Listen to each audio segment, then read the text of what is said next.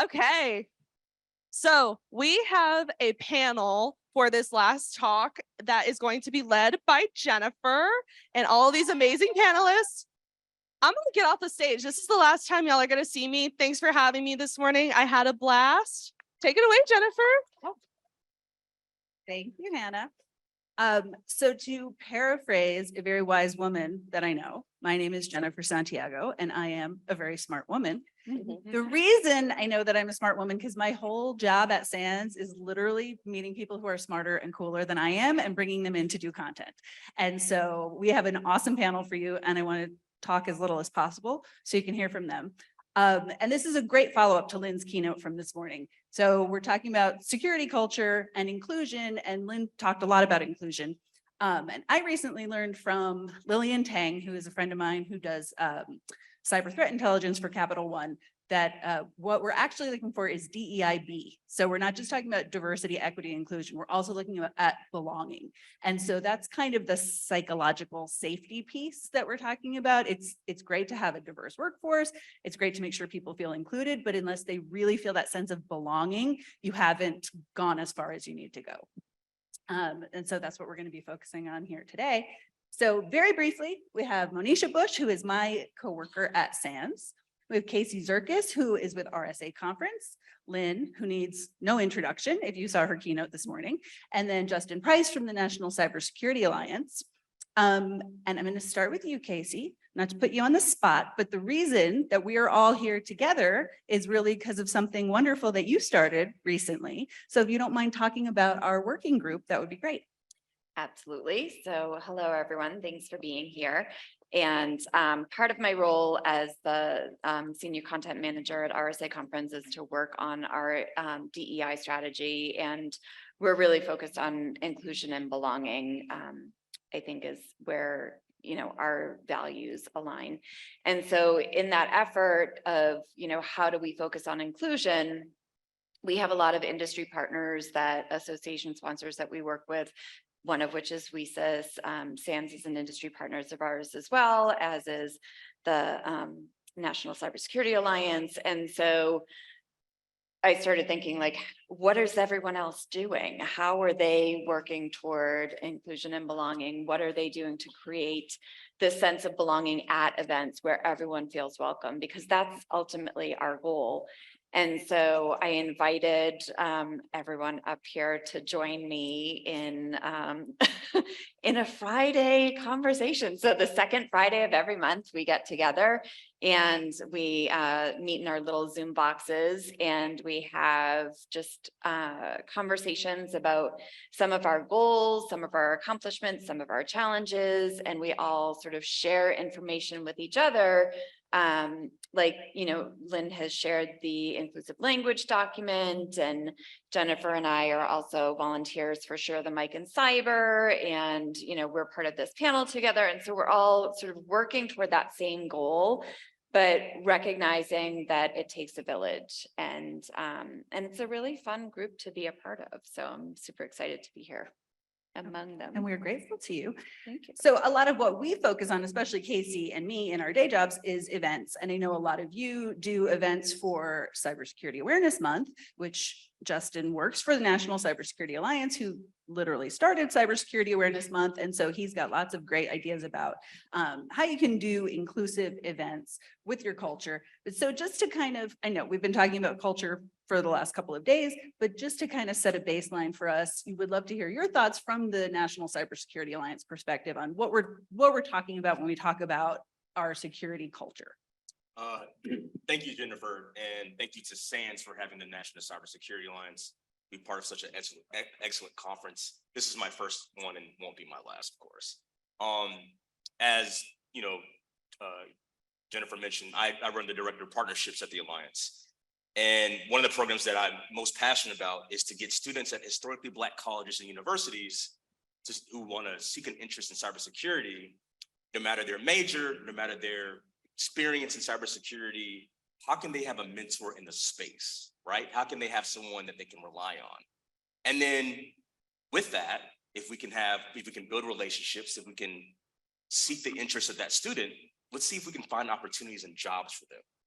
By the end of this year, because we do career fairs at these institutions, we would have partnered with over 15 historically Black colleges and universities in 1 year in 6 different states.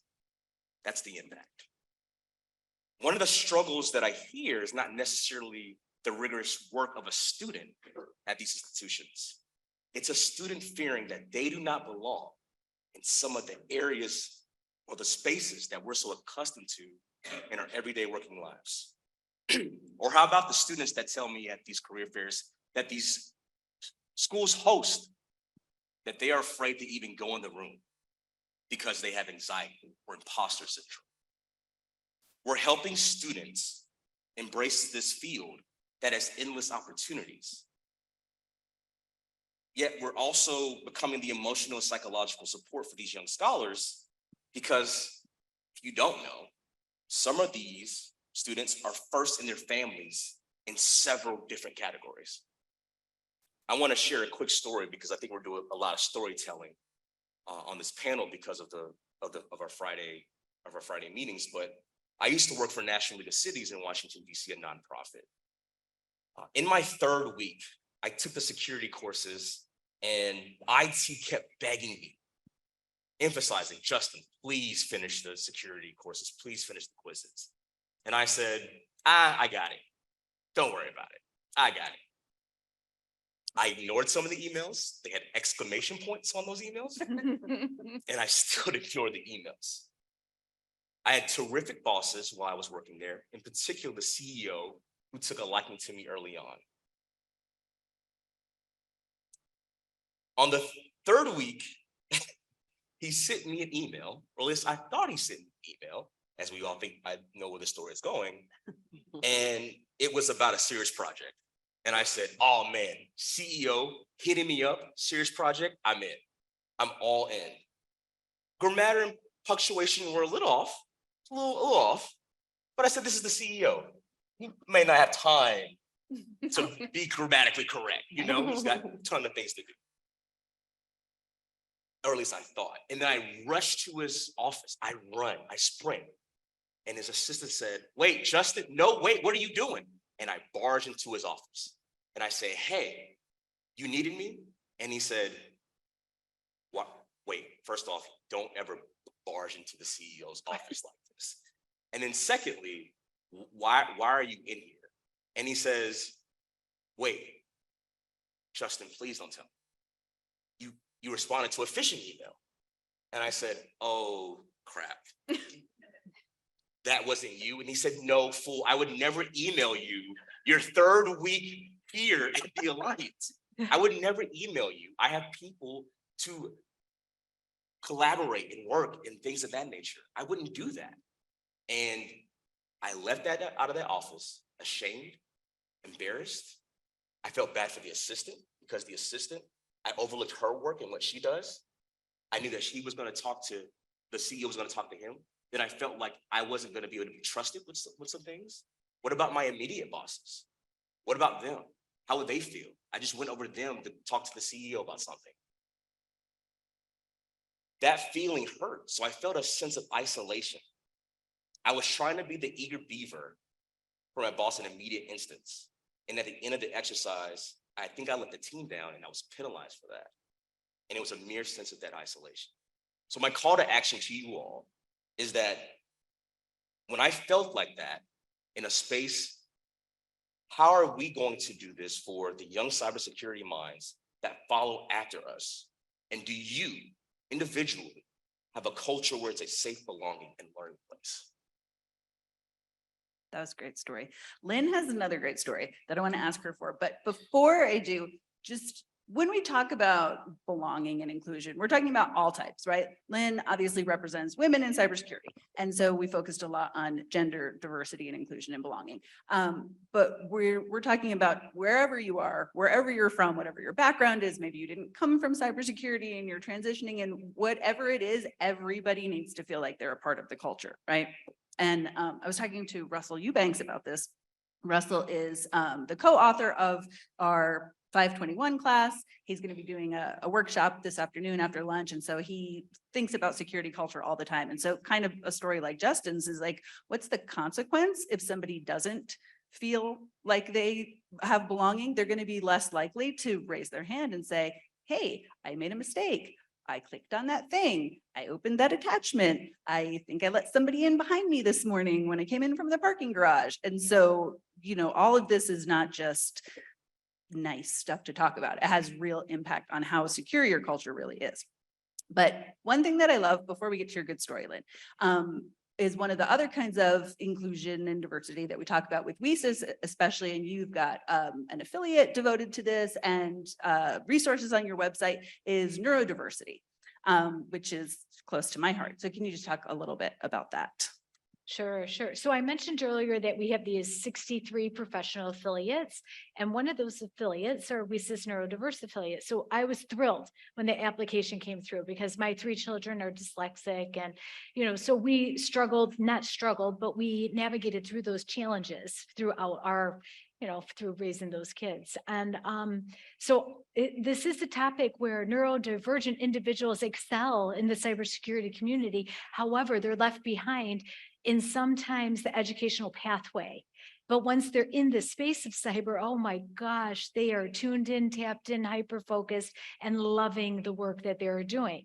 And so the neurodiverse community came into existence, and it was so fabulous. And they produced resources, and they're on our website. So if you go to wesis.org under resources, there's a resource library, and you'll see the neurodiverse information there. But one of the things that they produced was how to create a neuro-inclusive event.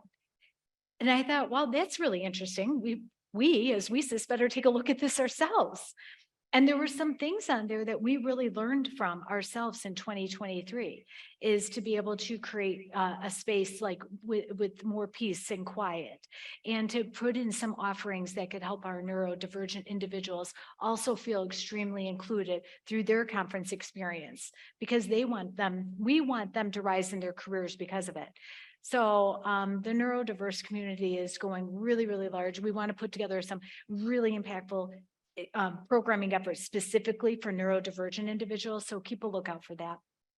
Yeah, and if this is a new term to you and you're like, what are they talking about when they say neurodiversity? So a neurodivergent individual might be somebody who's on the autism spectrum, has ADHD, dyslexia, dyscalculia. So often an issue for people who are neurodivergent in some way who attend events like this is it's loud, it's bright, it's music, there's a lot of socializing. And so one thing that we started doing is at our D1 Summit a couple of weeks ago, we partnered with mental health hackers. And so we had the mental health lounge, and you can go in and you can sit in a cozy chair and you can color, and there's some rope if you like to tie knots, and just different ways to go and chill and still be included and part of the event, but get that little downtime that you might need. Mm-hmm. So you talked about some awesome stuff this morning, and Lance has said over and over about this panel, don't talk about why it's important to have an inclusive culture. Everybody knows that, that's why they're here. Talk about how to have an inclusive culture. I'm a little bit more interested in the things that go wrong and why we don't always have an inclusive culture. So I know you have a really powerful story to share about that. There was some lessons that we can learn. Yeah, sure. So last year at the WESIS conference, we did something new, and it was an allyship symposium. And it was a 2.5-hour workshop, and we had a consultant come in about how to be an ally. She's actually the author of the book, How to Be an Ally. And we had a room full of 350 people, and it was fabulous. And part of that workshop, we had a panel. And so we had 2 men and 2 women on that panel. And one lady shared such an incredible story, and she was sobbing when she was sharing it. And she's a senior security professional at a very big company right now. But previous to her going to that company, she was on the cybersecurity team with 95 men. 95 men. And she said that she would sit at her desk, and each and every lunch that everyone would divide up and go out to lunch and literally walk past her desk. And when she was sharing this story during the panel, she was literally sobbing because the feelings were all coming back to her about what that experience was. And on the panel, she was like, did they not think that I eat lunch? It's as simple as that. Like in the keynote earlier, I talked about paying attention. Paying attention is so important. One time I was at a conference 3 years ago in Ohio, and I was sitting next to a CISO. He was super excited to share with me that he has 35% women on his team, and he's not going to stop till he's 50%. And I asked him what he's doing different. And he very thoughtfully looked around the room and looked at me and said, I'm paying attention. And that's where I pulled that thread from, because it is so simple. And these conversations and these stories that Justin shared, they're so incredibly important to put it in perspective and to lead with empathy. And that's how we're going to drive the change. Right. So I assume that probably all of those guys who walk past her desk every day were like, I don't want to be the one creepy guy to go ask her to come to lunch. Right. And so along with paying attention, there's a lot of honest conversations that we don't have because we don't want to say the wrong thing. But if we want to be an ally, we have to sometimes be uncomfortable. And I'm talking to my girl Mo now because she is not just my coworker, she's my friend, and Mo is the realest person that I know. And so Mo and I will have very honest conversations. And I will say, I know what it's like to be a woman. I don't know what it's like to be a Black woman. And I am interested in your personal experiences. And one thing that we talk about obviously is microaggressions, which are the little things you don't even realize that you might be doing or saying or not doing or saying that make somebody feel othered in some way. And so also, Mo, like Justin, Mo is very committed to working with HBCUs, which is historically Black colleges and universities, to bring in underrepresented groups too. So I just want to hear some of your stories because you always tell it straight, and I appreciate that so much about you. Of course. Thank you for having me, first of all, and the nice introduction. I do like to keep it real. There's a few things that I wanted to say. I want to speak on your story, Lynn, because I was there at that symposium when Quinn was telling that story, and I was bawling as well because it resonated with me very deeply. I've been in that same situation where I wasn't invited to lunches or where I wasn't invited to external meetings or things like that simply because I was the only Black woman, simply the only woman, but the only Black woman at the same time. So, I mean, we can talk about unconscious biases, microaggressions, and all of the sorts, but I think it's important that when you want to be an ally, that you're simply being intentional with your words. And when you are working with someone who you may not have a lot in common with, it's okay. There's nothing wrong with being different. There's nothing wrong with asking questions. And as long as you're intentional and what you want to know, then as a Black woman, and I'm sure any minority, we're willing to tell you if you want to know about our experiences instead of just assuming and moving forward with your unconscious biases. So, you know, I appreciate these type of conversations because they do drive forward the change that we need to see, not only in cybersecurity, but just in general. And having representation really does matter. You would be surprised to see how many times that people see me speaking on panels or doing webinars, and they're just surprised just to see a Black woman in cyber who is even speaking. So being able to confront those unconscious biases and speaking about things like diversity of thought, I think is very important when we're coming together to have these conversations about feeling safe and having safety and inclusion in our work environments. So that's a great point. When we, so Jarek Beeson is a CISO who's a good friend of Sands, and we had a panel at the at our Security Management Summit last year, which Jarek co-chairs with Frank Kim. And the panel happened to be a bunch of CISOs. They were all Black women. And Jarek said, I'm not doing a panel about Black women CISOs. I'm doing a panel about CISOs and how they manage their teams. And when people come, they can change their mindset of this is what a CISO looks like. And so many times we do that intentionally on our summit programs, and then people will put in the evals or in the Slack, thank you for having somebody there who looked like me.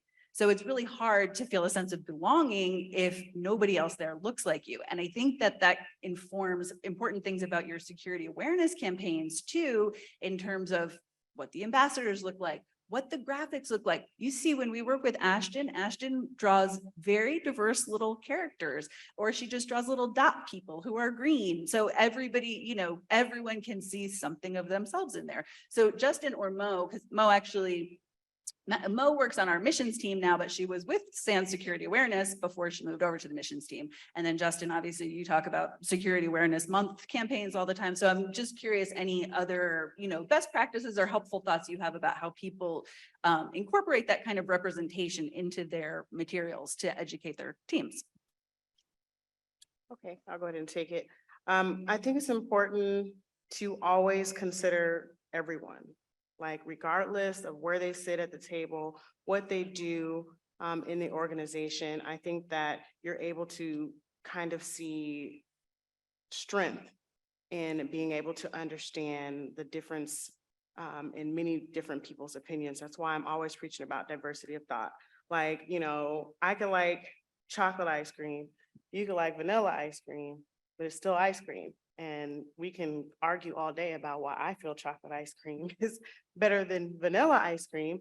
However, I have to consider your thoughts as well as you considering mine. So in my experience, back when I was with SSA, I was not only able to see how different diversity measures equal to better client and customer success, like you being a diverse organization allows for you to know your clients in a better way and be able to function in that capacity as well. I like to say that DEI mindfulness equals security mindfulness. You cannot have one or the other. So if you are on a day-to-day, if you incorporate a day-to-day, you know, culture of your DEI measures, that's only going to support your security culture overall. Mo, let me ask you this. How many times have you been the only one in the room? In a meeting? Several. Raise of hand for people of color. How many times have you been the only one? We are at a space where companies want to be reactionary to certain things instead of being proactive. And what I mean by that is, if we're going to do diversity of thought, conversations, panel discussions, events, things of that nature, be proactive in your approach, not reactionary. Meaning, let's not wait to the last minute to say, oh my goodness, we don't have any inclusionary people on this panel, or we need to have more thought on this conversation, and it's the last minute or the last part of what you're trying to prepare for a conversation. Being the only one in the room, and you brought this up earlier in terms of smart women. That is so, that's so important, excuse me. That's so important because when you identify or categorize that, the person that receives that is saying, it's a limited of either I do well or I may get fired. I do well or I may get fired. So my shelf life of performing is at an all-time high when you categorize that. And so being proactive, inviting us to this early conversations of what the topic should be about, or who should be involved in certain conversations. We can't run away from these conversations, because if we do, we continue to work in these silos. We continue to have, and we see it. We all see it. People of color see it. Oh, leadership looks like this. So what is the input about how we're changing the culture in these organizations? You have to be proactive. Yeah, and don't be afraid to dismantle status quo. Yes. You know, being that ally for an underrepresented voice gives people the access for a broader range of perspective. And, you know, too many people are okay with just going along to get along, and that's just not acceptable. Right. It's uncomfortable, right? And we make mistakes. Even people who think about this stuff all the time, we make mistakes. So what matters is what we do when we realize we made a mistake. And so Casey, I have a question for you here. So Casey is, believe it or not, half of the team that puts together all of the content for the RSA conference. It is her and Britta, and that's mind-boggling. Amazing. So To be fair, we have a program committee. You have a of program committee, Amazing yes. industry. but two of you are focused influencers. full-time on this. Yeah. And Britta is a force of nature. But so several years ago, this is in the before times, I don't know, before the pandemic, RSA got a bunch of flack because some people, you had the conference and people were tweeting pictures of the line for the men's room. And they were like, hey, it's the only public venue I've ever been to where the line for the men's room is shorter than the line for the ladies' room. And a lot of people were like, that's a problem, right? And I know that you and Britta and your program committee took that really seriously and have been very mindful about inclusion and representation in the keynotes and the speakers that you have. So do you have some lessons learned there that you're willing to share? And then we also have a difficult lesson that maybe you will share about WESIS conference from that too. So that actually precedes my time at RSA conference. So I can only speak to, you know, from my experience. I joined the company 4 years ago. So all of that was before my joining. But I think that, you know, in the 4 years that I've been there, we've worked really hard to revisit our definition of diversity. And I think for RSA conference as a company, you know, we are, you know, our tagline is where the world comes together to talk security. So we're very intentional about our definition of diversity and talk about the big D of diversity, right? Because when we think about inclusion, you know, oftentimes people think RSA conference, oh, it's Microsoft, it's, you know, Cisco, it's Palo Alto, but like, you know, the startup matters, the small to medium-sized business experience matters.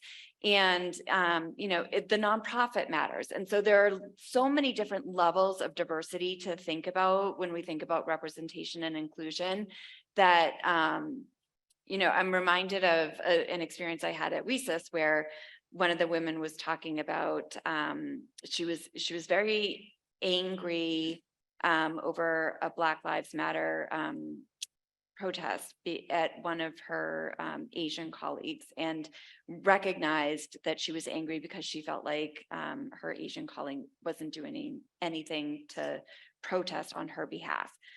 And I shared with her, I had just coincidentally finished reading Cicely Tyson's memoir, and I shared with her a quote that she had said about, you know, protest doesn't always look like holding a banner at, you know, an outside event.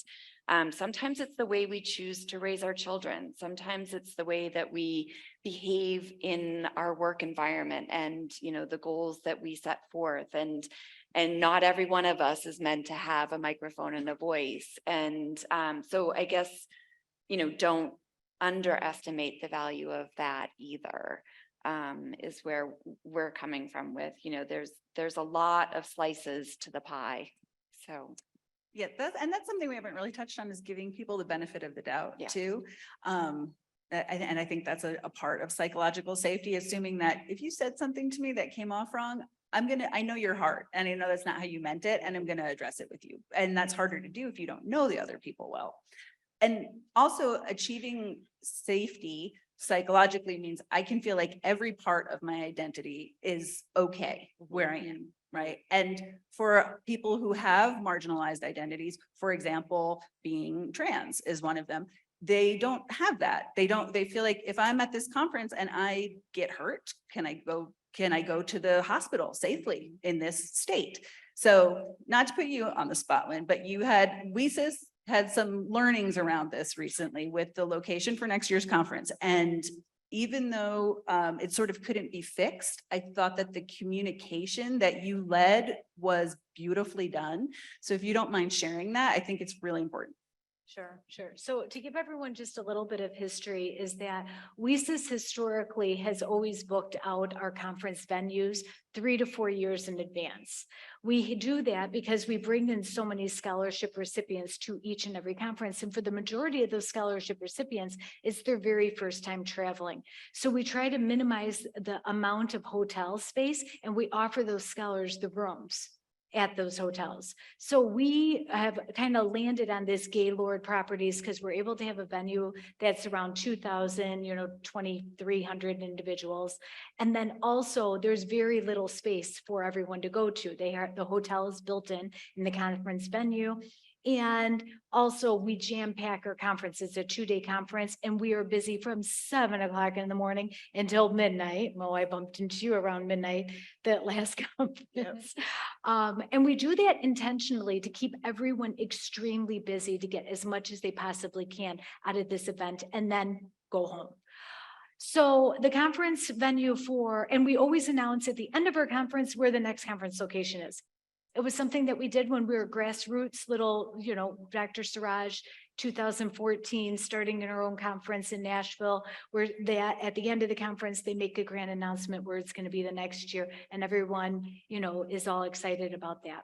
Well, this year in 2023, we had a big lesson learned moment ourselves, is that we booked Nashville for 2024, way back before I was even executive director.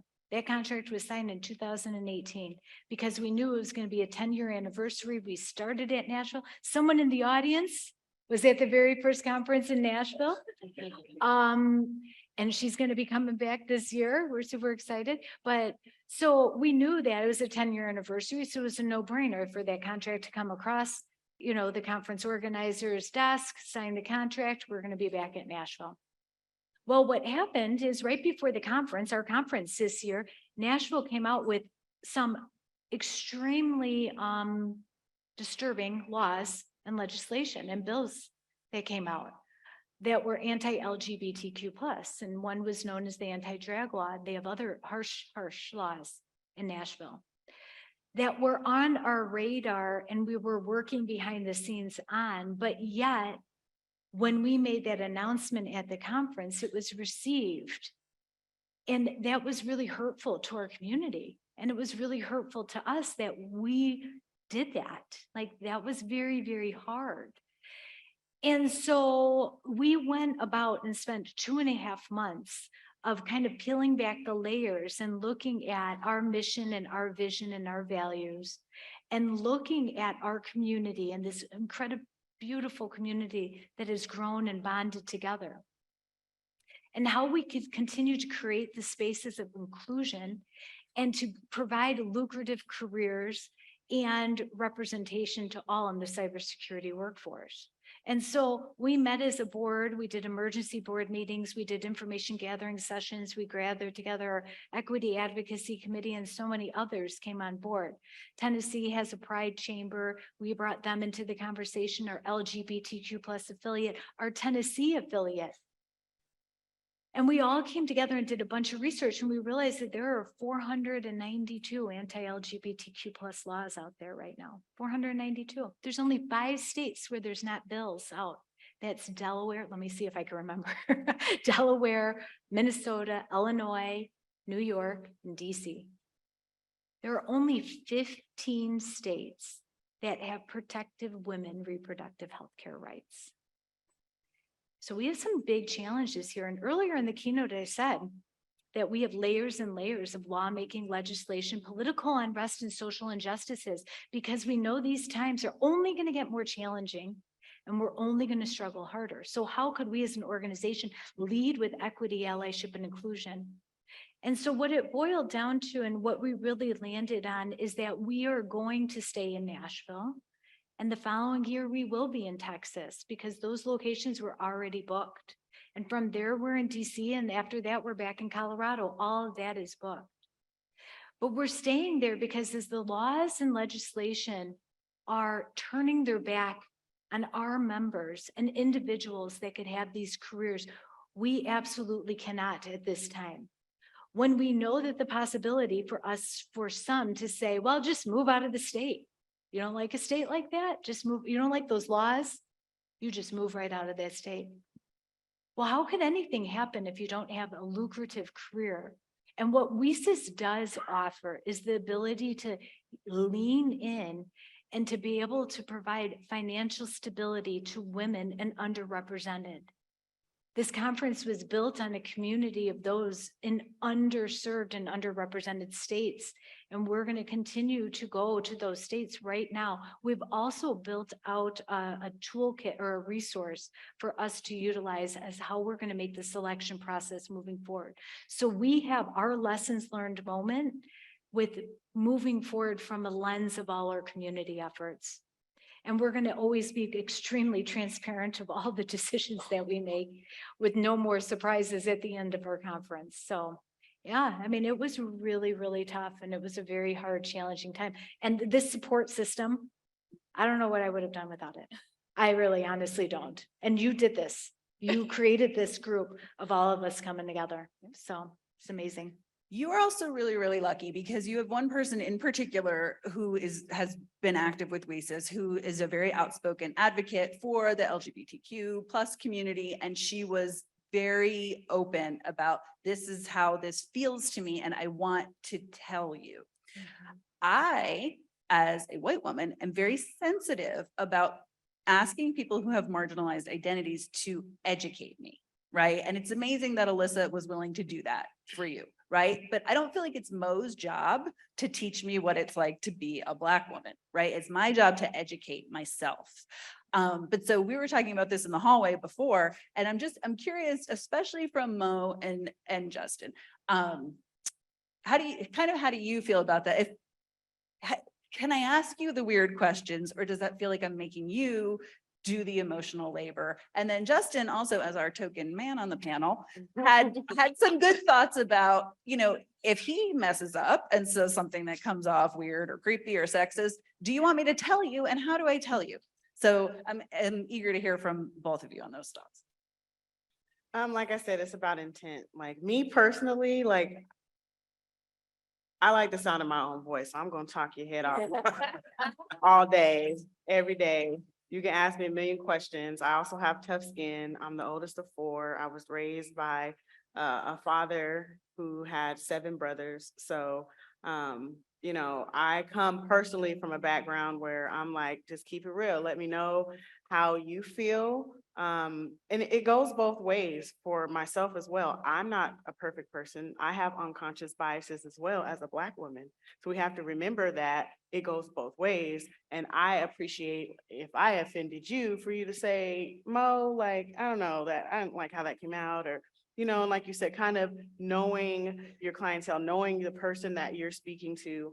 I've been in a lot of situations where a lot of those boundaries have been crossed, and you would honestly think, like, did that person really just, ask me if I wash my hair? And did that person touch my hair after asking me? So there's certain situations where you're like, who raised you? But at the same time, you have to have grace for people. It goes back to treat people how you want to be treated. It's really simple.